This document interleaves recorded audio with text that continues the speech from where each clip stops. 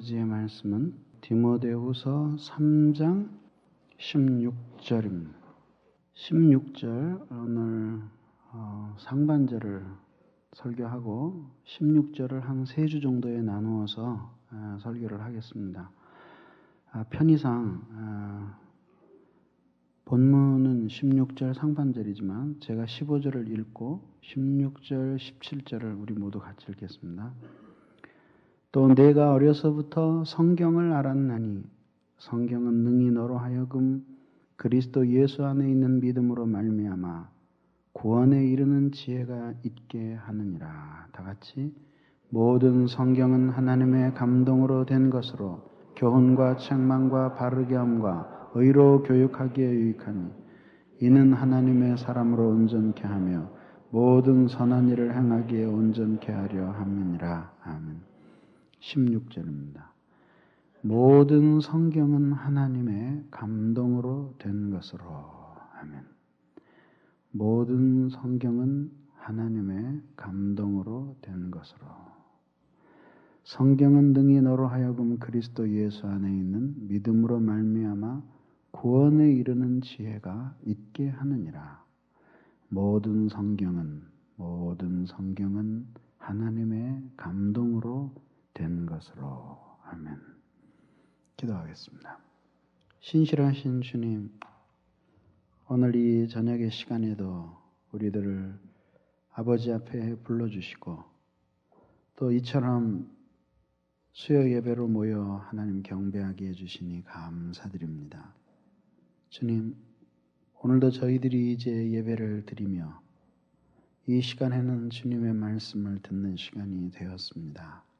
하나님 아버지, 저희들이 수요일마다 가르침을 받는 자가 어떻게 가르침을 받아야 할지를 하나님의 말씀을 통해 배우고 있사오니 오늘 저녁에도 우리들을 그냥 돌려보내지 마시고 하나님의 말씀으로 다가오셔서 역사해 주시고 그래서 저희들에게 그 하나님의 말씀을 새롭게 깨닫는 시간이 되도록 역사해 주시옵소서. 성령께서 오늘도 우리의 예배 가운데 오셔서 하나님의 말씀의 권위로 덧입히는 시간이 되도록 도와주시고 여기에 모인 사랑하는 모든 주의 자녀들이 오늘 하나님의 말씀에 집중하고 깨닫도록 축복해 주시옵소서. 예수님의 이름으로 간절히 기도하옵나이다. 아멘. 성경은 그리스도 안에 있는 믿음으로 말미암아 구원에 이르는 지혜가 있게 하느니라. 그러면서 성경의 유용성을 먼저 말한 다음에 그 다음에 오늘 이 16절 상반절에서는 왜 성경이 그렇게 놀라운 효능을 가지고 있는지, 즉 성경이 도대체 어떻게 만들어진 것이길래 그렇게 우리에게 그리스도를 증거해주고 우리에게 믿음을 심어주고 우리에게 구원에 이르게 하고 또 우리에게 그 구원의 실제 속으로 들어갈 수 있는 놀라운 지혜가 있게 하는지에 대해서 그 이유와 근거를 말하는 가운데 하나님의 성경은 모든 성경은 하나님의 감동으로 된 것이다. 이렇게 말하고 있습니다. 이 구절은 성경에 있어서 아주 굉장히 중요한 구절입니다. 그래서 지난 시간에 설교를 못 들으신 분이 있으면은 특별히 지난 시간 설교를 꼭 가시는 길에 문서선교부에서 구해 들으시기 바랍니다. 잠시 소개를 하자면 가르침을 받는 자는 성경을 배우기를 기대해야 된다는 것을 총론적으로 첫 시간에 말씀드렸고 두째 시간에는 그 성경이 그리스도에 대해서 증거한다는 것. 다시 말하면 첫째 시간의 내용이 신앙에 있어서 성경의 중심성이라고 할 것 같으면 둘째 시간의 내용은 신앙의 첫째 시간의 내용이 신앙에 있어서 성경의 중심성이라면 둘째는 성경에 있어서의 그리스도의 중심성입니다. 그리고 셋째 시간 지난 수요일에는 그 믿음과 그리고 그 다음에 구원의 실제 속으로 들어가게 하는 그 놀라운 하나님의 말씀의 능력, 그리고 어떻게 성경 말씀을 통해서 신자가 지혜로워질 수 있는가에 대해서 지난 수요일 날 잔인하게 긴 설교였죠? 그죠? 120분 설교를 했습니다. 그렇게 아주 놀라운 그 성경의 효능이 있는데 가르침을 받는 자는 가르침의 관계를 통해서 그런 영적인 일들을 기대해야 된다 얘기죠. 그렇기 때문에 가르침을 받는 사람들이 가르침을 받기 위해서 교회에 갔는데 기껏해서 세상 돌아가는 이야기나 하고 그리고 이런저런 잡다한 일상사회 이야기나 주워 듣고 신문지상에 오르내리는 뉴스거리나 이야기를 듣다가 돌아가는 것은 그 사람을 위해서 매우 불행한 일이에요. 굉장히 불행한 일. 그리고 그거는 그런 그 하나님의 말씀이 결핍된 그 생활을 계속한 것에 대해서 가르치는 자는 물론이거니와 가르침을 받은 사람도 책임을 져야 된다.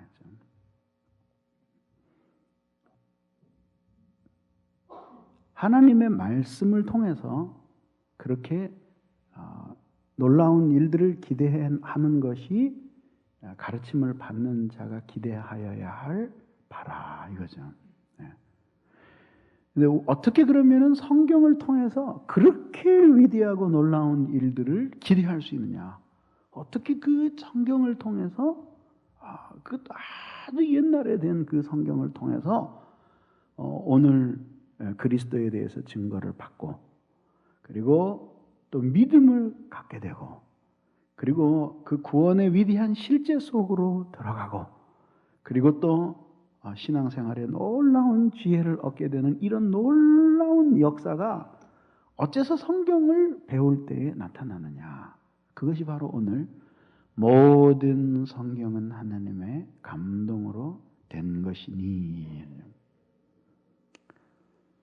이 부분은 사실은 많이 그 의역을 한 거예요. 그래서 원래 히라바 성경에 보면은 뭐라고 되어 있냐면은 파사그라페 테오프뉴스토스라고 되어 있는데 이건 무슨 뜻이냐면 파사는 모든, 그라페는 쓰여진 것 이거죠. 그래서 그거는 기록된 글, 그러니까 그 거룩한 글이죠. 모든 기록된 글, 그 성경을 얘기하는 거죠. 여기서 얘기하는 건 모든 성경은 왜 여기서 모든 성경이라고 말했을까요? 이 성경은 한 권이 아니야. 이게 한 권이 아니라 66권이에요. 물론 이것이 쓰여질 때는 이제 구약 성경밖에 없었지만은 성경이 이제 66, 이게 한 권이 아니라 몇 권이라고요? 66권이에요. 그럼 이 성경은 어째서 이렇게 한 권이냐? 이거 하나로 묶었으니까 한 권이죠. 이게 66권의 책이 엮어져서 하나의 라이브러리가 된 거예요. 라이브러리가 66권의 책이 묶여져서 하나로 도서관처럼 이렇게 장사가 된 거라는 말이죠. 그러니까 여기서 모든이라고 쓰면 모든. 그래서 모든 성경은 테오프뉴스토스라는 말인데 테오는 테오스 즉 하나님이라는 뜻이고 푸뉴스토스는 푸뉴오라는 동사에서 온 건데 훅 하고 불어넣었다. 그래서 하나님이 숨을 불어넣으셨다. 이렇게 직역을 하면 모든 책들은 하나님이 숨을 불어넣으신 것이니 이렇게 되는 거죠. 그걸 우리말로 모든 성경은 하나님의 감동으로 된 것이니 그랬거든요. 근데 이제 이 부분을 보면서 여러분 성경 어디가 생각이 나나요? 여러분은 확실히 참 하나를 가르쳐 주면 하나 다 하니까. 예. 그래서 어딘가 하니 창세기에 보면은 말이죠. 창세기의 2장에 보면은 말이죠. 몇 절인고 하니 7절이에요. 7절에. 예, 7절에. 7절. 7절을 보면은 이제 여러분 성경은 보시고 이제 히브리어 성경에서 봅니다. 이렇게 돼 있어요. 그리고 여호와 하나님께서 이체를 빚으셨다. 토기 같은 걸 빚는 걸 의미하는 거예요.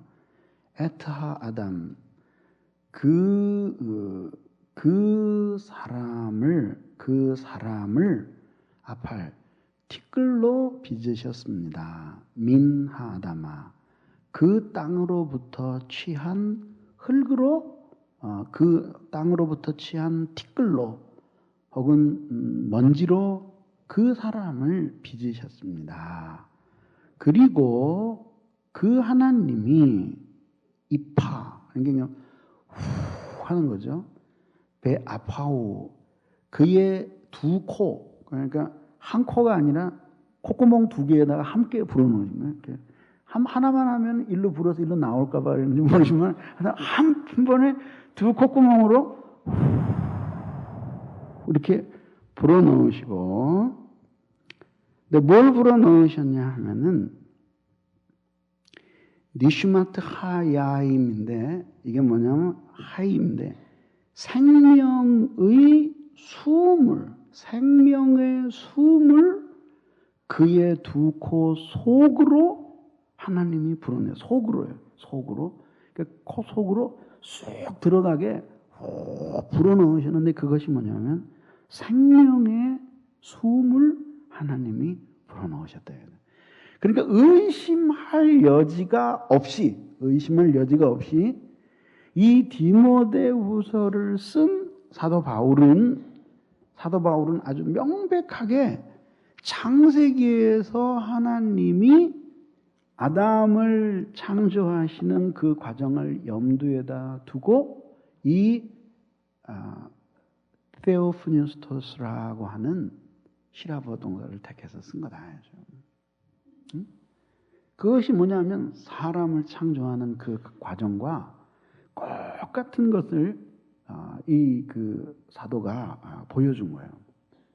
그거를 보면은 얼마나 이게 하나님의 인간 창조와 맞먹는 또 하나의 중대한 사건이 무엇인가 하니 바로 하나님의 말씀인 성경을 하나님께서 창조하시는 거예요.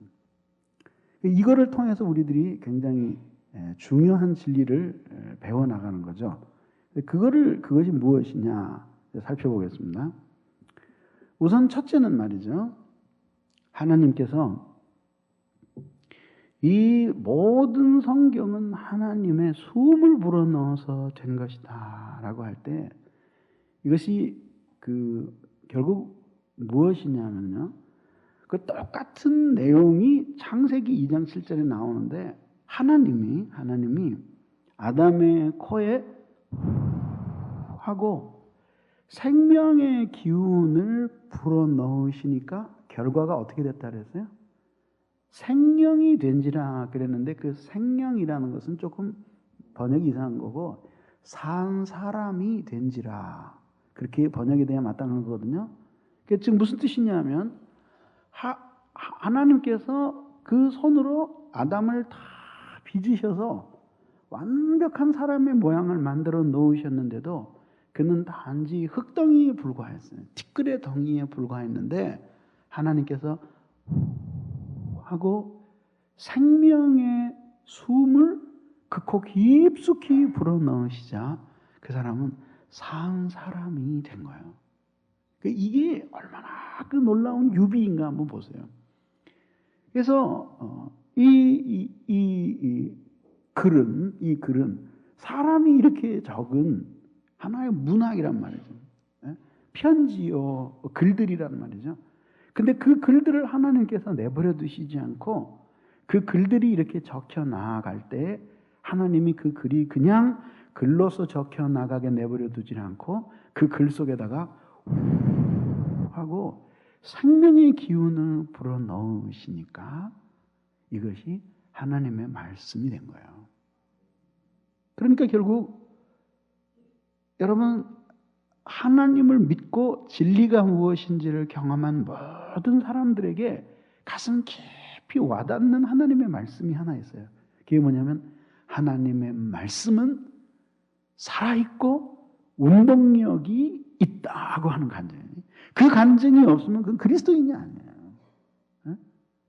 하나님의 말씀이 살아있고 운동력이 있다라고 하는 그 강력한 체험이 깊을수록 그는 하나님 자신의 성품에 대한 체험이 깊은 거예요. 왜냐하면 하나님은 당신 자신의 성품을 하나님의 말씀을 통해서 경험하게 하시기 때문이라. 하시기 때문이라. 우리들이 조금만 생각해 보면은 참 이해하기 힘든 것이 있어요. 그것이 뭐냐 하면은 이 성경책은 말이죠. 지금으로부터 약 2000년 전에 쓰여진 책이에요. 2000년 전에 쓰여진 책이에요.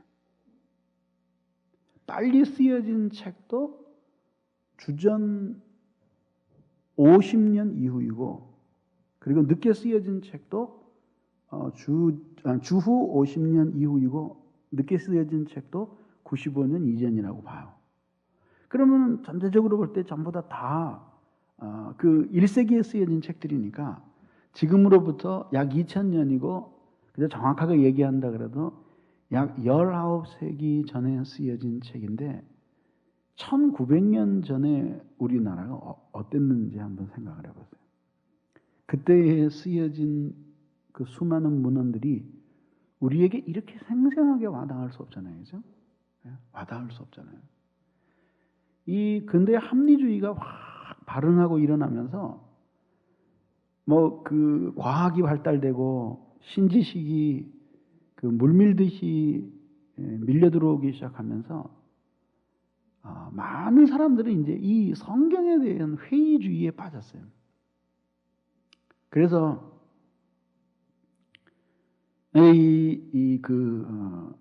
볼테르라는 사람도 이야기를 하기를 이 성경은 100년이 채 가지 않아서 이제 이 지구상에서 거의 고문서처럼 사라질 것이다 그랬거든요.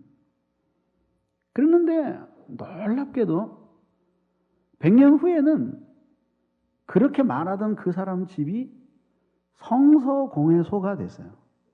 성경책을 보급하는 사무실이 됐어요. 그리고 그 후에 오히려 성경은 더 많이 지금도 이 러시아나 혹은 그 중국에 있는 사람들이 얼마나 간절히 성경을 원하는지 몰라요. 우리가 못 보내서 그렇지 얼마나 성경을 간절히 원하는지 몰라요. 그러니까 이처럼 인간의 모든 사고를 뒤엎고 하나님의 말씀이 많은 사람들에게 시대를 초월해서 강력한 영향을 끼치고 있는 것도 결국은 무엇을 보냐면 이 살아있는 하나님의 말씀이 되었다고 하는 사실을 입증해 보여주는 것이에요. 입증해 보여줘요. 살아있는 사람을 물리적인 힘으로 착고에 채우고 수갑을 묶어서 좁은 감방에 가두어서 그 사람이 거의 돌아다니지 못하게 만들어서 존재하지 않는 것처럼 가두어둘 수는 있어요. 그죠? 예. 그리고 그를 윽박지르고 협박하고 해서 먼 곳에 추방해서 다른 사람들이 그 사람의 영향을 받지 않게 잠시 동안 할 수는 있어요. 그러나 그 사람이 살아있는 한 결국은 그 속박을 풀고 나면 다시금 이 세상에 자신의 존재를 드러내고 자신의 존재를 통해서 다른 사람에게 영향을 주는 사람이 되고야 말 거예요. 마찬가지로 이 하나님의 말씀을 잠시는 인간의 과학적인 사고방식이나 미신 그리고 아주 가혹한 편견 같은 것으로 하나님의 말씀인 이 성경을 잠시 사람들에게 이해되지 못하도록 덮어둘 수는 있어요. 그렇지만은 이 하나님의 말씀은 살아있고 운동력이 있어서 영원히 이 성경을 가두어 두는데 성공한 나라는 없어요.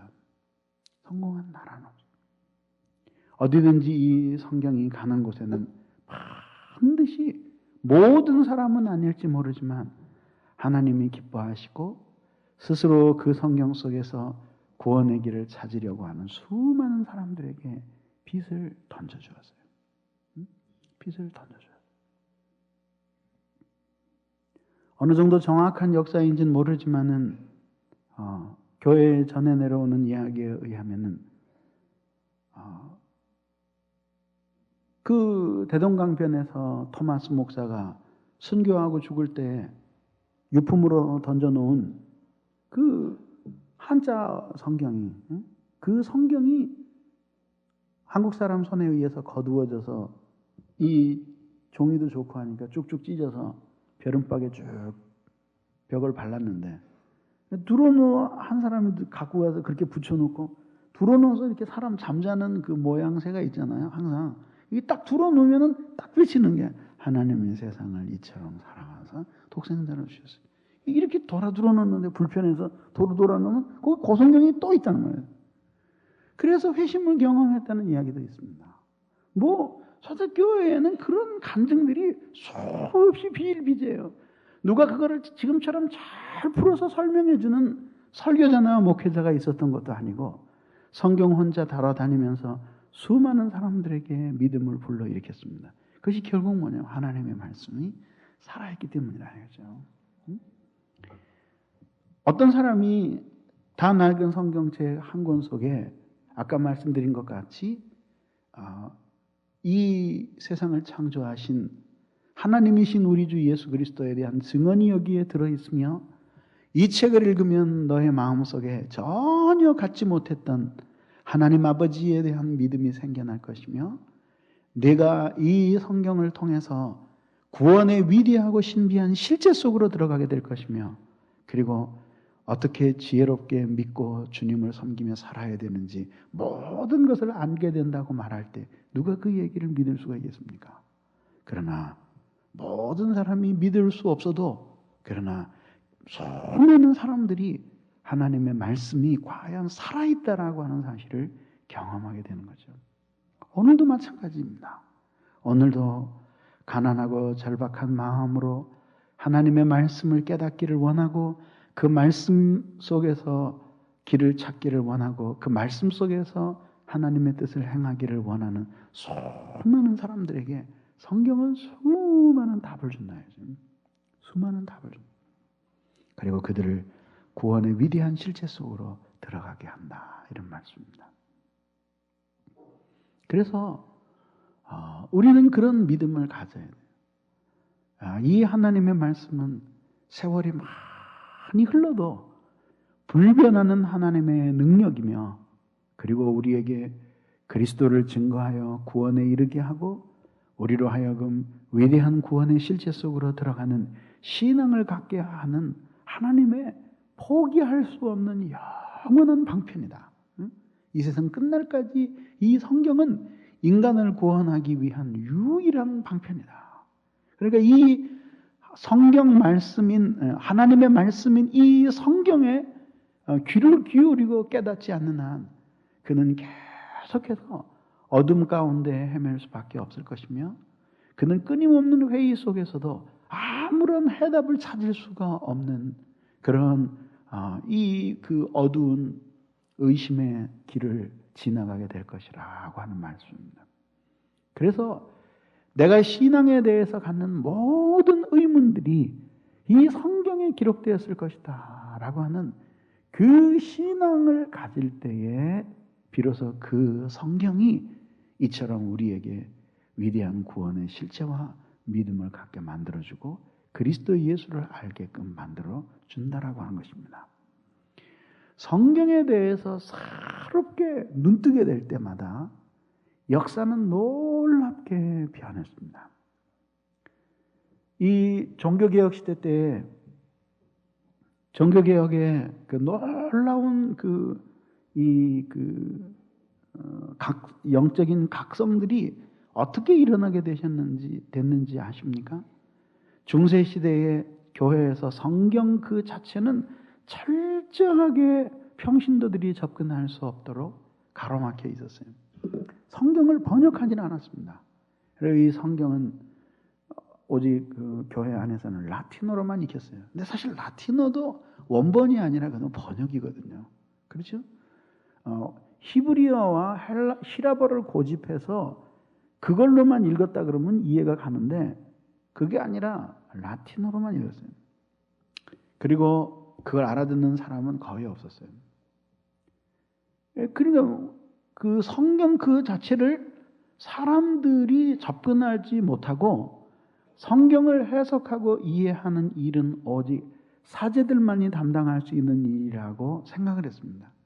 가르치는 교회에 속하는 사람들만 성경에 직접적으로 접근할 수 있고 가르침을 받는 사람들의 입장에서는 그 성경에 직접적으로 근접하는 것들이 금지되어 있었습니다. 그러나 하나님께서는 당신의 교회를 새롭게 하시기 위해서 위대한 일을 시작하셨는데 그것이 뭐냐 하면 사람들이 성경을 보게끔 만들어준 거죠. 그래서 당시 있었던 르네상스 운동을 통해서 일어난 고전에 대한 연구의 그 바람과 함께 이 식견이 있는 많은 젊은이들이 이제 이 히라버를 공부했어요. 고전에 대한 관심이 불러일으켜지면서 히라버, 히브리어 그리고 사라진 고대어들을 공부하기 시작했어요. 그리고 그렇게 배운 지식을 가지고 이제 성경을 보기 시작을 했는데 성경을 보고 나니까 이 성경의 가르침이 성경을 통해서 자신들이 직접적으로 파악하게 되는 가르침과 당시 가톨릭에서 자신들에게 가르쳐주던 신앙생활 사이에 좁힐 수 없는 엄청난 간격이 있다라고 하는 사실을 깨달은 거예요. 그래서 이제 사람들이 이 성경을 번역을 해서 사람들에게 읽히기만 하면은 그들이 사도적인 신앙을 되찾는데 도움이 될 것이며 그것이 이 잘못된 신앙을 무너뜨리는데 강력한 힘이 되리라고 하는 그것을 착안한 거예요. 그리고 성경을 번역했고 그렇게 성경을 번역한 선구자들을 가톨릭 교회는 대부분의 사람들을 화형에 처했던 것입니다. 하나님의 말씀인 성경 그 자체를 직접적으로 대하고 그것으로부터 살아있는 하나님의 말씀의 영향을 받는 것을 두려워했다라고 하는 것은 자신들의 신앙의 체계와 그 체제 그 자체가 얼마나 자신이 없는 체제인가 하는 것을 보여준 것입니다. 그러고 나서 마르틴 루터와 칼빈 같은 사람들이 새롭게 일어나서 그래서 이 종교개혁을 시도하게 되었습니다. 그리고 실제로 많은 교회들이 개혁신앙으로 돌아오게 되었습니다. 근데 그렇게 놀랍게 개혁신앙으로 돌아오게 된 그 첫 출발이 역시 어디에서 왔냐면 마틴 루터도 마찬가지고 칼빈도 마찬가지고 개인적으로 고전을 연구하다가 그 사람들도 원래는 가톨릭 신자였지만 성경 그 자체를 접하면서 커다란 체험을 하게 되는 거예요. 그들의 체험의 공통점이 뭐냐면 여기에 지금 기록된 것과 똑같은 공통점이에요. 그리스도를 만나는 거예요. 그리스도를. 그리고 믿음을 갖게 되는 거예요. 믿음을. 그래서 구원에 이르게 되는 거예요. 그리고 나서 그렇게 그리스도 예수를 성경의 주인공 되시는 그리스도 예수를 만나고 신앙을 갖게 되고 구원의 실제 속으로 들어가게 되고 나니까 영혼의 참다운 자유가 주어지면서 그들이 가지고 있던 그 뛰어난 학문적인 지혜와 그리스도를 성경의 중심이신 그리스도 예수를 발견한 그 탁월한 영적 경험이 이게 결합이 되면서 자신들이 알고 그동안에 배워온 성경 전체의 지식에 찬란한 복음의 불빛이 들어오기 시작한 거예요. 예? 그렇게 해서 쓰여진 최초의 이 기독교가 무엇인가 하는 것을 변증한 책이 기독교 강론이에요. 그 책은 그 얼마 전에 신문에 보니까 1000년 동안 세계를 뒤흔들어 놓은 10권의 책 가운데 한 권이에요. 근데 지금 보면은야 그럴 수도 있겠다라는 생각이 들지만 그 당시에 완전히 그 캄캄한 캐톨릭 하에서 가르침을 받고 태어난 사람들밖에는 존재하지 않던 그 시대에 그렇게 그 기독교 신앙이 무엇인가 하는 것을 독자적으로 거의 변증을 한 거거든요.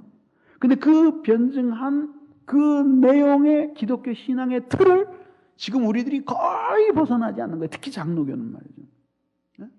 왜? 그것이 사도적인 신앙이라고 굳게 믿었던 거죠. 근데 칼빈에게 그런 놀라운 자양분을 제공해 준 것이 무엇이냐면 성경이에요, 성경. 성경으로 돌아갔기 때문에 그렇게 된 거예요.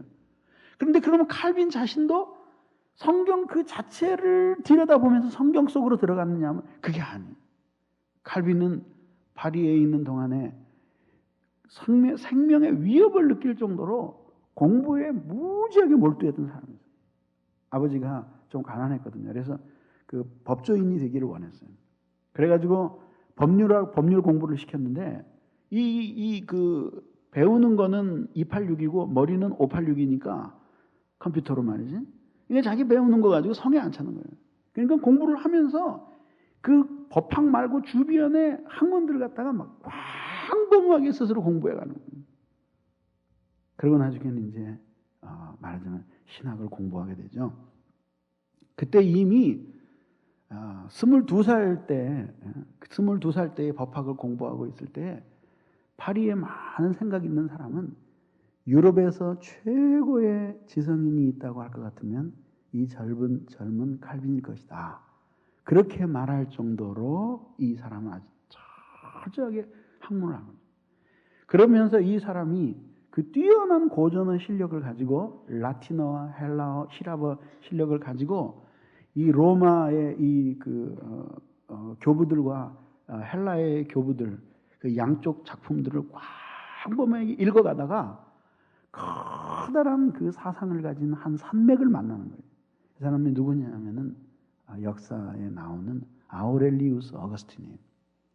그 어거스틴을 발견하면서 그 어거스틴이 가지고 있는 그 놀라운 그 사상을 보는데 그 사상이 너무나 성경에 기초한 그 신앙 사상이라는 사실을 확인을 하는 거예요.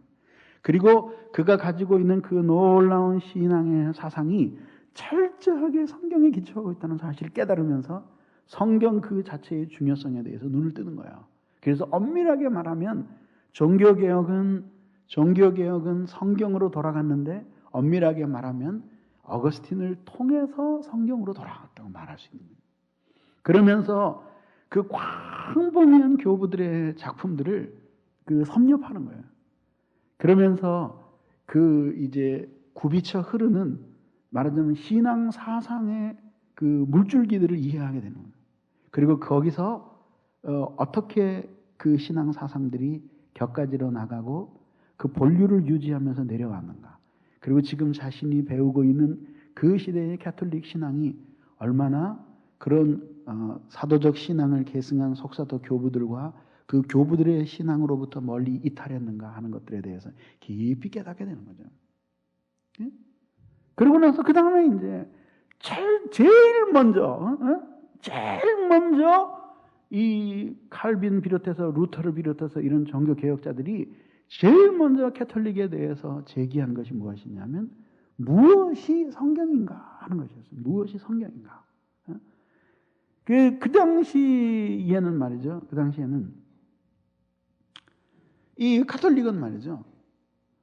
이 선이 분명하지가 않았어요. 다시 말하면 무슨 뜻이냐면은 구약 성경은 이미 정해졌고 신약 성경도 이미 어거스틴이 살았을 때 27권으로서 확정이 됐거든요.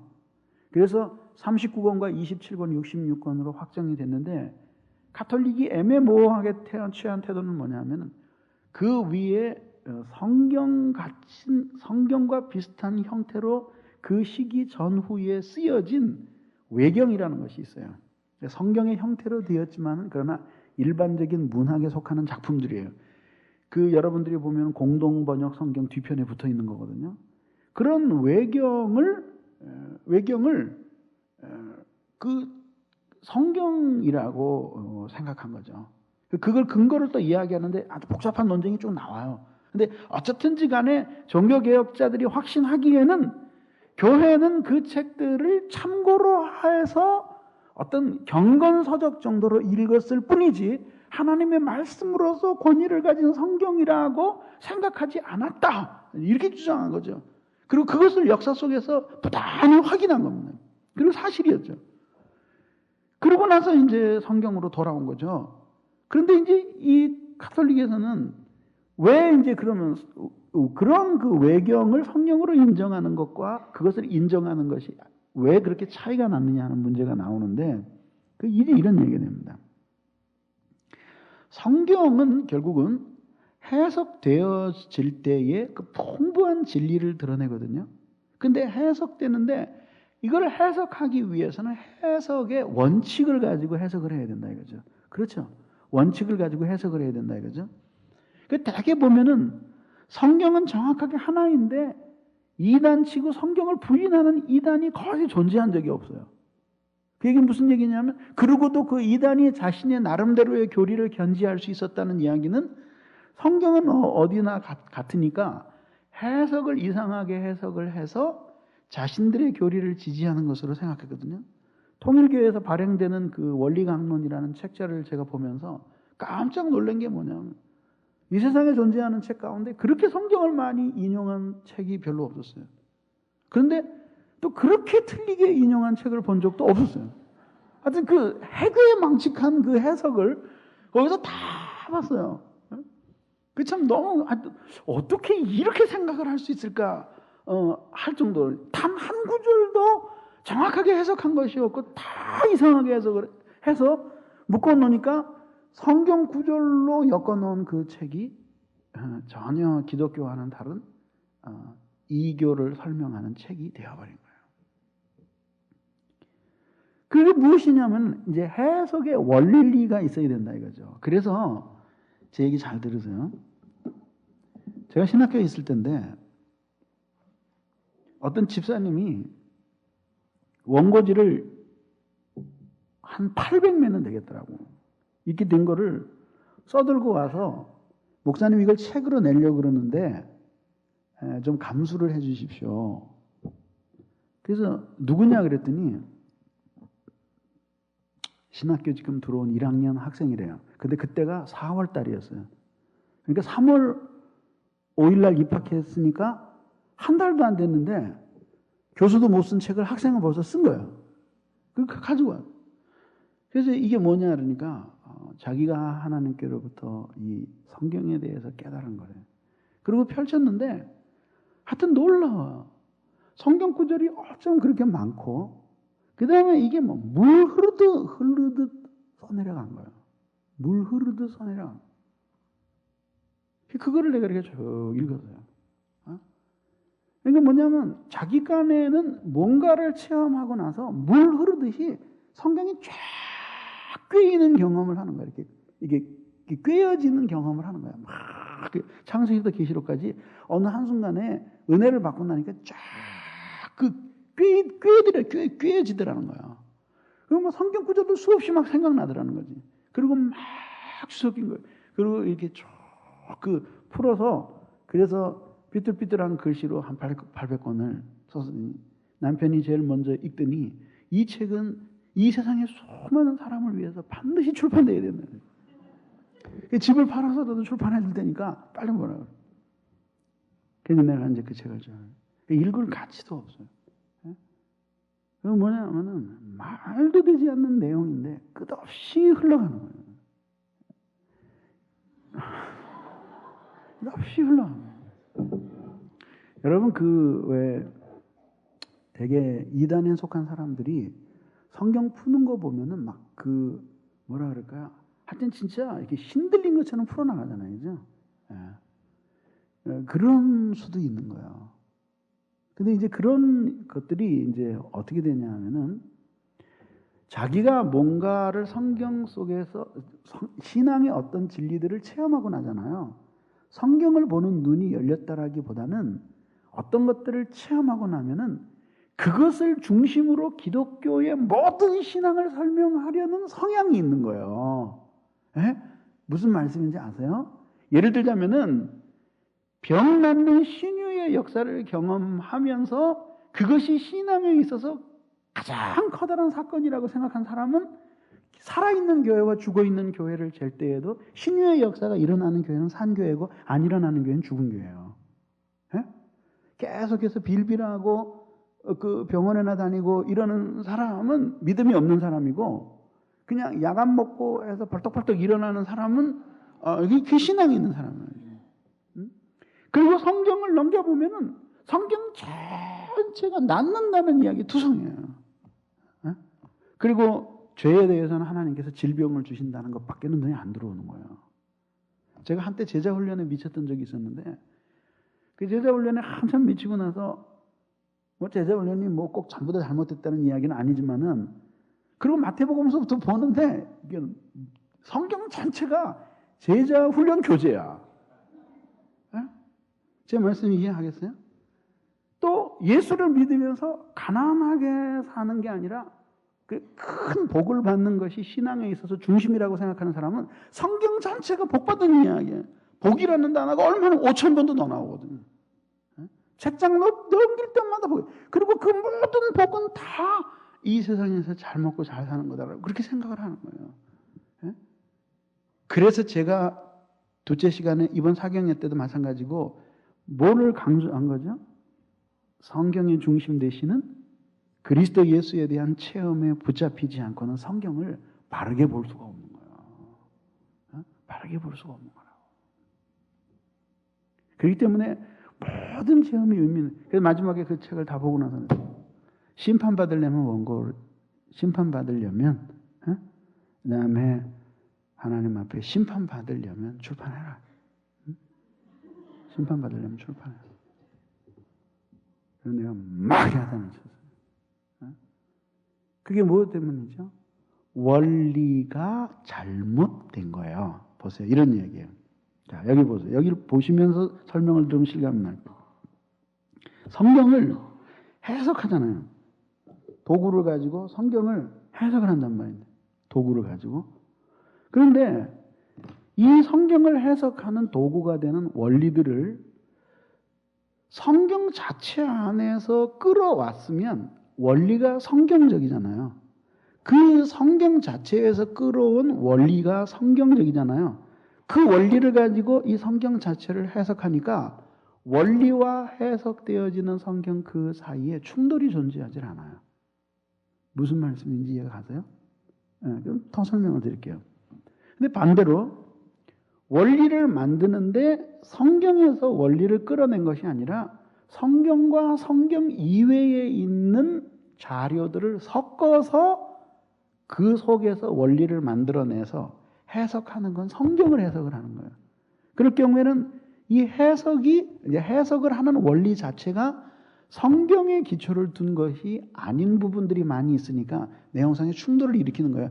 충돌을 일으키다가 보면 뭐냐 하면은 성경이 명백하게 그 얘기를 안 하고 있는데도 자기가 그 원리 속에서 나오는 이야기를 이 속에 강제로 집어넣는 일들이 일어나는 거예요. 연옥설이나 그 다음에 성모 무염시태설 마리아가 무지하다는 이론이나 그 다음에 무슨 연옥설이나 죽은 후에 사람에게 두 번째 찬스가 있다라고 하는 그런 교리나 이런 모든 것들이 전부 다 성경 자체가 아니라 외경에 나와 있는 것들이에요. 그것들을 함께 섞어서 원리로 만들어 가지고 성경을 해석을 하려고 하니까 다른 이야기들이 다른 해석들이 나오는 거예요. 그러니까 엄청나게 다른 것들. 그래서 제일 먼저 종교개혁자들이 강력하게 주장한 것이 뭐냐 하면은 무엇이 성경이냐 하겠죠. 그때의 생명을 걸고 오직 구약 39권과 신약 27권 이외에는 성경이 아니다. 이걸 주장한 거예요. 그리고 그런 종교 개혁자들의 공식적인 그 말하자면은 선포와 도전이 있을 때까지 가톨릭은 그때까지도 외경이 자신들의 성경이다라는 고백을 안 했어요. 근데 그것이 있고 나서야 그 후에 이제 우리는 이 외경도 제2의 경전이라고 믿는다. 그리고 신앙 고백 속에 집어넣어 버린 거예요. 그리고 이미 자신들이 믿고 있었던 그 교리들을 성경적으로 검토하기를 거부하고 그 전통을 계승하기로 다짐한 거죠. 그러면서 가톨릭과 개신교는 다시 만날 수 없는 갈림길을 걸어가게 된 거예요. 제가 왜 이 말씀을 드리냐면은 보십시오.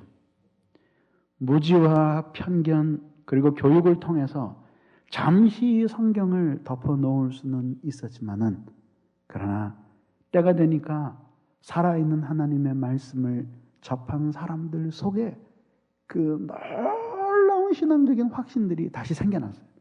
근데 그렇게 생겨나게 되는 가장 커다란 이유가 무엇 때문이에요? 하나님의 말씀이 살아있기 때문에 그 말씀에 접하는 사람들을 생명력 있는 하나님의 말씀이 살아서 역사에서 그 사람들을 움직인 것이라 얘기해요. 자, 보십시오.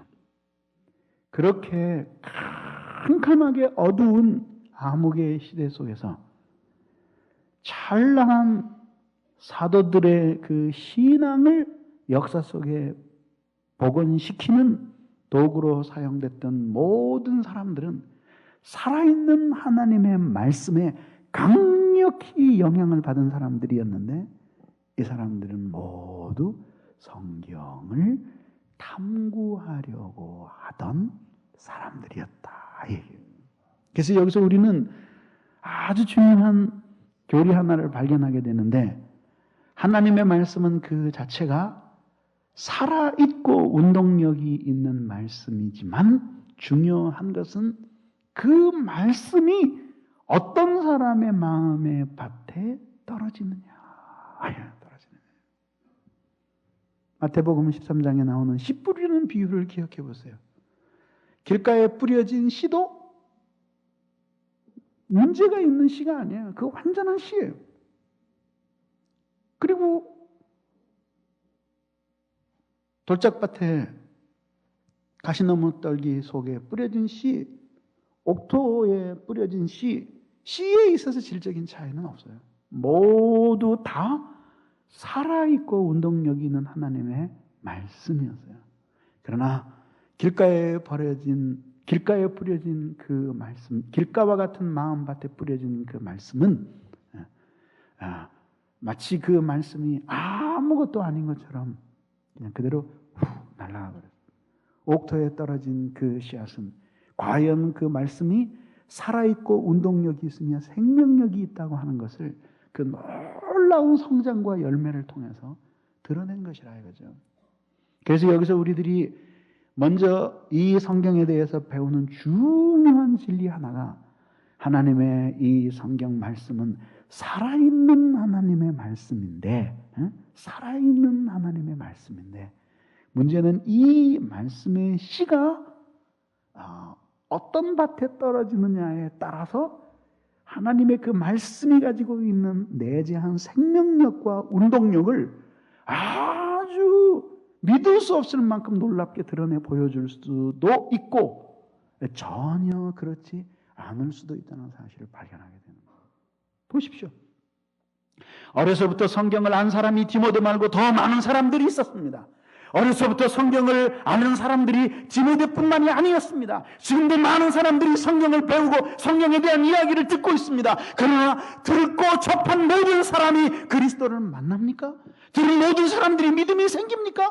들은 모든 사람들이 거룩한 구원의 실제 속으로 들어가는 신앙의 감격을 맛봅니까? 성경을 접한 모든 사람들, 어려서부터 성경에 관한 이야기를 동화처럼 들었던 수많은 사람들이 그 구원의 실제 속으로 들어가는 은혜의 경험들을 하느냐? 아니라. 그렇게 하게 하는 것은 하나님의 말씀이 불어넣으시는 하나님의 숨으로 되어서 살아있고 운동력 있는 말씀이기 때문에 그런 일들이 일어나는데 신기하게도 그 말씀은 그럴 마음으로 접하는 사람들에게 그렇게 역사하십니다.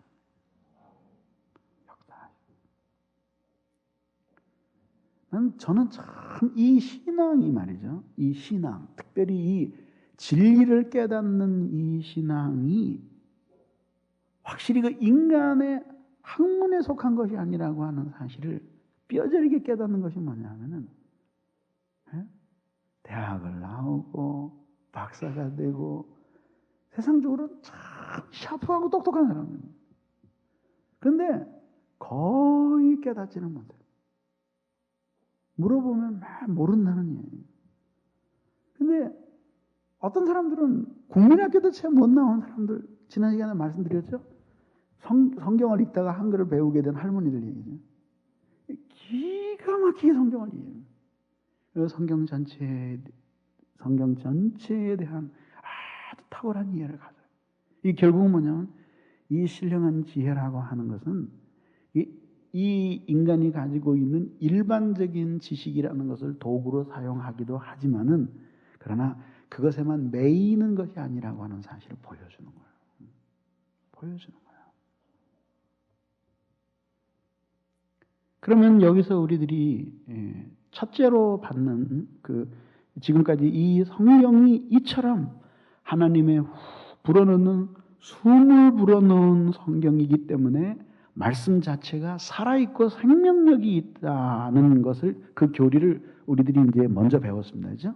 지금 우선 첫 번째 대지로서 그것을 배웠어요. 그것을 통해서 우리들에게 어떤 적용을 할 수 있게 되죠. 그것이 무엇이냐 하면 이제 성경이 그렇게 하나님의 숨을 불어넣은 생명력 있고 능력 있는 하나님의 말씀임에도 불구하고 여러분들이 그 하나님의 말씀을 경험하지 못하고 있다고 할 것 같으면 여러분들은 아주 분명하게 두 가지를 다시 생각해야 된다. 첫째는 뭐냐 하면은 그 하나님의 성경 말씀을 정확하게 가르침을 받고 있는가 하는 것이죠. 정확하게 가르침을 받고 있는가 하는 것이죠. 그것이 첫 번째로 가장 중요한 거예요. 그리고 두 번째는 그 하나님의 말씀인 성경을 가르침을 받는 여러분들의 마음이 그 하나님의 말씀이 생명의 놀라운 역사를 일으키기에 적합한 마음인가 하는 것을 여러분들이 스스로 검토해 봐야 된다. 스스로 검토해 봐야 된다.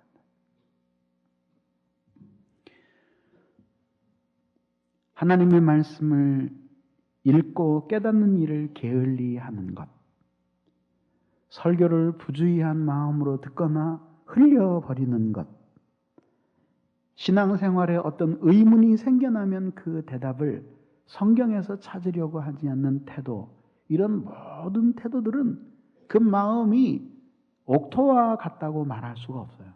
그것은 길가와 같은 마음이거나 혹은 돌짝밭과 같은 마음이거나 혹은 이 가시나무 떨기와 같은 마음이에요. 성경 자체에 대한 그런 태도뿐만 아니라 하나님의 말씀을 따라 살고 그분을 사랑하기보다는 세상의 재물과 이익에 대한 염려, 그리고 핍박과 고난이 올 때에 견고하게 마음을 지키며 믿음으로 살아야 되겠다라고 결심하지 못하는 나약함, 이 모든 것들이 여러분 마음속에 떨어진 그 하나님의 말씀이 강력한 생명력을 가지고 여러분 속에 그렇게 뻗어 생명력 있는 나무가 되어 자라지 못하게 하는 중요한 원인이 된다라고 하는 거죠. 그러니까 이 세상에 말이죠, 이러한 신비한 책은 존재하지 않아요. 존재하지. 하나님의 말씀을 대하면서 정결하고 그리고 하나님을 향해서 헌신되고 그리고 겸비하게 주님 앞에 엎드려져 나는 무지하오니 내 눈을 열어 아버지의 법을 보게 해 주시옵소서 가르쳐 주시기만 하면 주님의 뜻대로 살고 싶은 마음이 간절합니다. 이런 마음으로 성경을 읽는 사람들에게는 성경이 보이는 거예요. 벌써 보이는. 그리고 더 들어보세요. 그렇게 해서 깨달은 말씀을 기쁨으로 받고 피 흘리기까지 그 말씀에 순종하면서 살다가 온 사람들에게는 성경이 더 열리는 거예요. 더 열리는 거예요. 그래서 더 보이는 거야. 어? 더 보이는 거예요. 더 보이는 거예요. 더 보이는 거예요. 응? 더 보이는 거예요.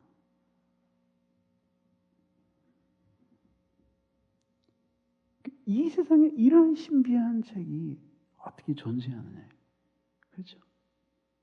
그러니까 읽을 때마다 이 성경은 새 책처럼 다가오는 거예요. 성경을 읽으면서 진부하다라는 느낌을 받는 것은 자신의 영혼이 진부해서 그래요.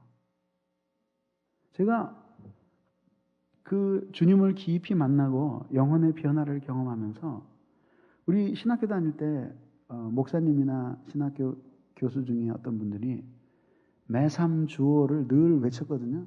매일 석 장을 읽고 주일날 5장을 읽으면 1년에 한 번 성경을 읽는다는 거죠. 근데 그 전에는 뭐 그런 정도의 양을 읽는 게 충분했어요. 근데 사실 규칙적으로 꾸준히 읽지도 않았지만 근데 주님을 깊이 만나고 그리고 복음이 무엇인지를 경험하고 나니까 도저히 매삼 주오는 불가능해요. 어떻게 한 전을 아침에 일어나서 성경을 열고 깊이 묵상을 하면은 불과 한 2-3절에서 한 2개월치 설교 분량이 막 쏟아져 나오는데 그렇게 해서 석장을 읽으려면은 24시간 성경만 붙들고 있어도 진도가 석장까지 나갈 수가 없어요. 무슨 얘기냐면 이 얘기예요. 사과가 있는데 빨갛고 탐스럽게 익었어요. 그래서 야, 좀 먹어봐라. 그랬더니 한 번 맛봐서 어떻게 합니까? 그런 거를 그래서 그 말이 맞잖아요. 한 번 맛봐서 어떻게 알았어요? 이 사람은 한 번만 맛본 사람이고 이 사람은 5번 맛본 사람이고 요 옆에 있는 사람은 한 20번을 맛을 본 사람이에요. 근데 셋이 이야기를 하는데 뭐 표현은 좀 다른데 이렇게 이 사람 한 번 맛보고 이 사람 5번 맛봤다니까 5배의 어떤 농도의 차이가 나는데 나야 되는데 비슷해요. 이 사람 20번 맛봤다니까 20배의 차이가 나든지 아니면 10배라도 차이가 나는데 다 비슷해요. 왜 어떻게 맛을 봤기 때문에 이렇게 비슷할까요? 사과를 깨끗이 씻어서 깨물지를 않고 혓바닥으로 계속 핥은 거예요. 한 사람은 한 번 핥고 옆에 사람은 5번, 그 옆에 있는 사람은 20번 이 혓바닥이 갈라지도록 핥았어요. 이게 무슨 차이가 있느냐. 이거 방금 생각난 비유인데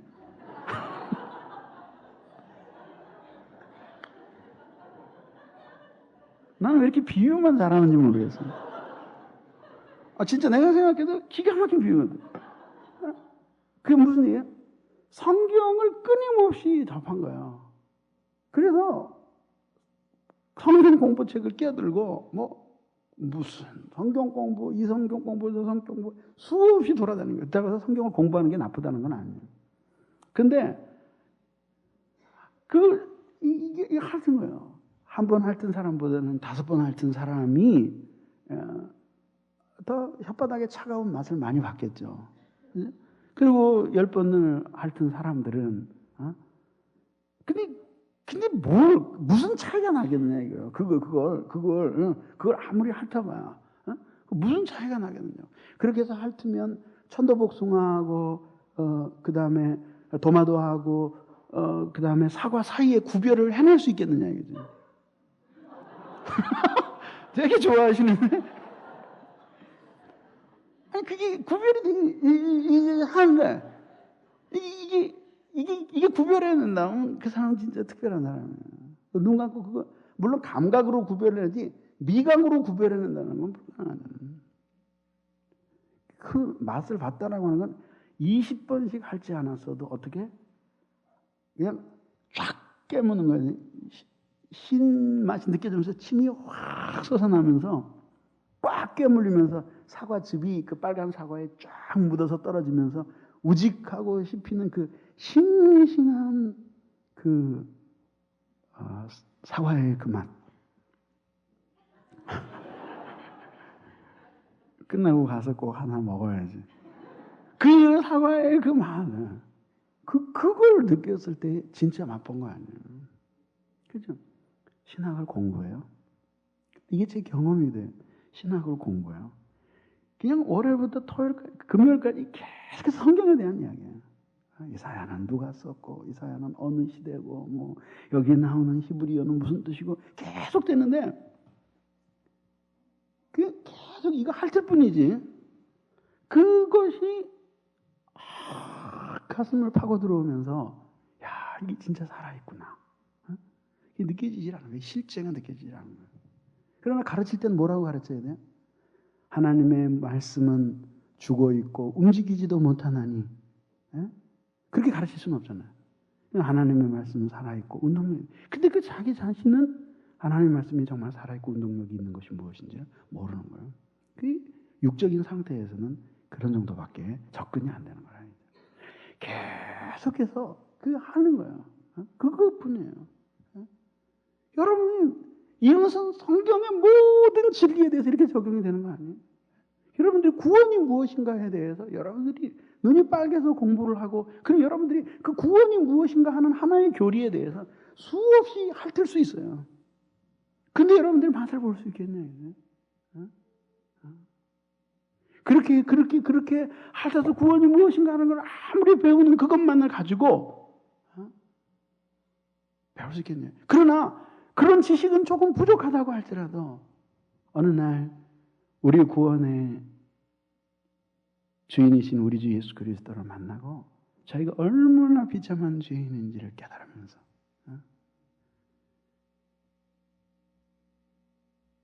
광명을 얻었네. 어메이징 그레이스를 그냥 펑펑 쏟아지는 구원의 감격 속에서 눈물을 흘리면서 부르면서 그 구원이 무엇이구나 그걸 알게 되는 거예요. 그런 경험이 있냐 이게요. 성경에 대해서 그런 경험이 있느냐 이거예요. 그러나 이 성경은 잠재적으로 이런 모든 경험을 성경에 접하는 모든 사람들에게 줄 수 있는 잠재적인 힘을 가지고 있어요. 왜냐하면 하나님이 숨을 불어넣으신 인격적이고 살아있는 말씀 그 자체이기 때문에.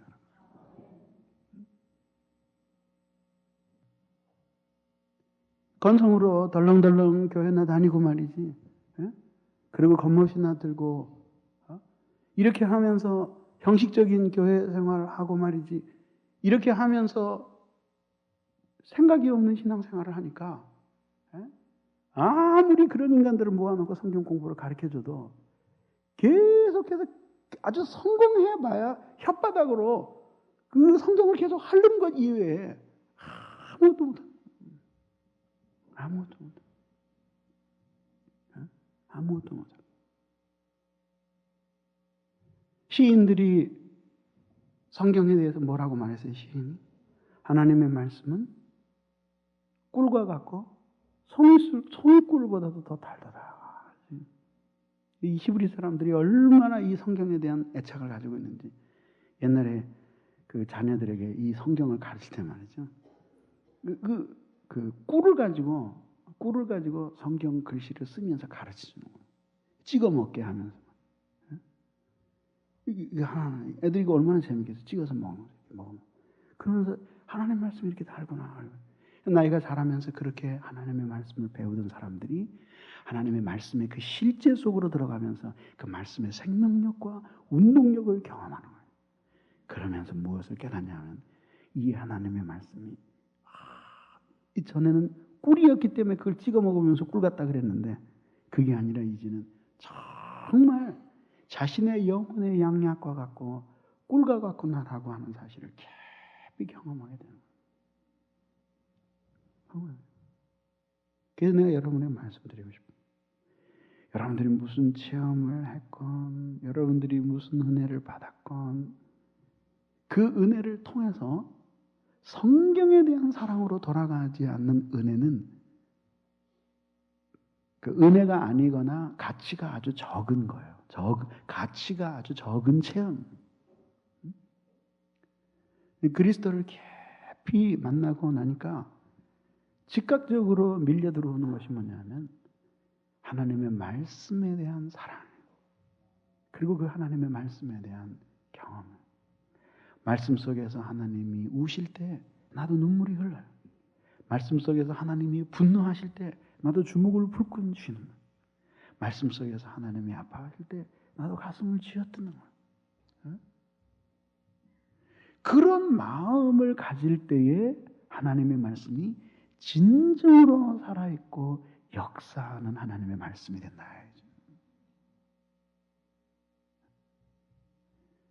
오늘 이 상반절을 우리들이 전체를 보지는 못하지만 다시 한번 요약을 하자면은 이 하나님께서 숨을 불어넣으셨다라고 하는 것은 마치 흙으로 아담을 빚어 넣으셔서 숨을 불어넣으시니까 살아서 뛰어다니는 사람이 되었던 것처럼 인간이 써내려가는 그 기록에 하나님이 숨을 불어넣으시니까 생명력 있고 운동력이 있어서 역사하는 하나님의 말씀이 된 거예요.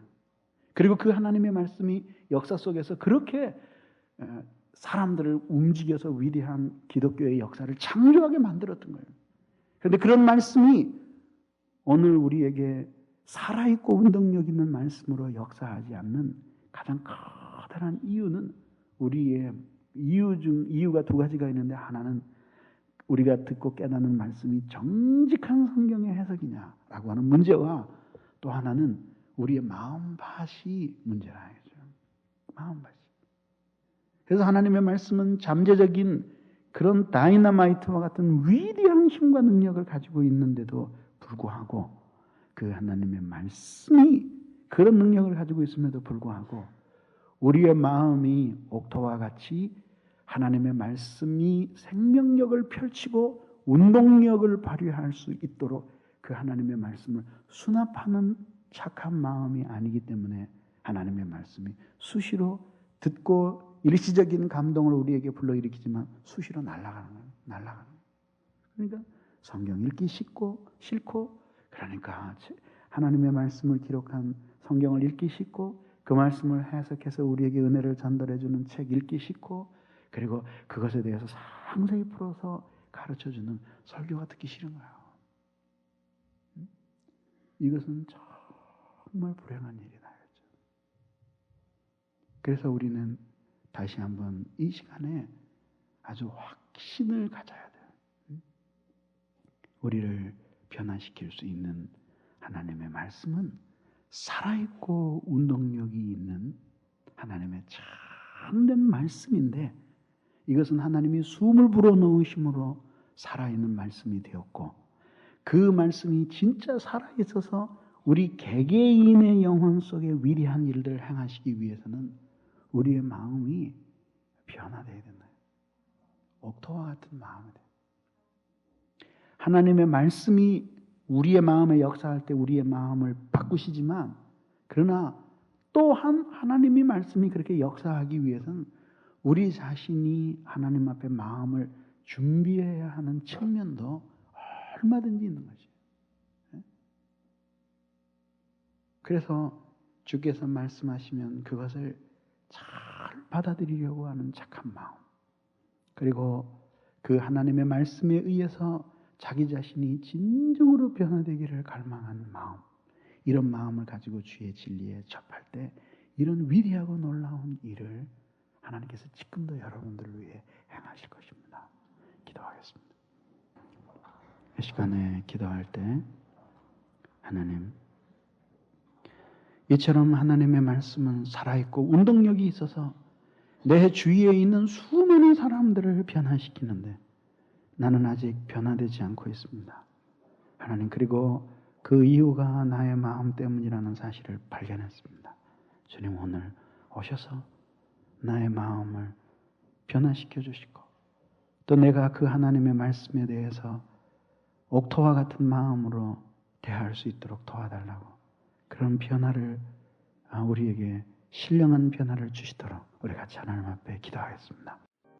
우리 주 예수 그리스도의 은혜와 하나님 아버지의 크신 사랑과 성령 하나님의 교통하심이 오늘 이처럼 자신의 마음을 바르게 함으로 열매를 맺는 신앙, 변화를 받는 신앙, 살아있는 하나님의 말씀이 경험되는 신앙을 갖기를 원하는 지체들 위해 이제로부터 영원히 함께 있어지이다. 아멘.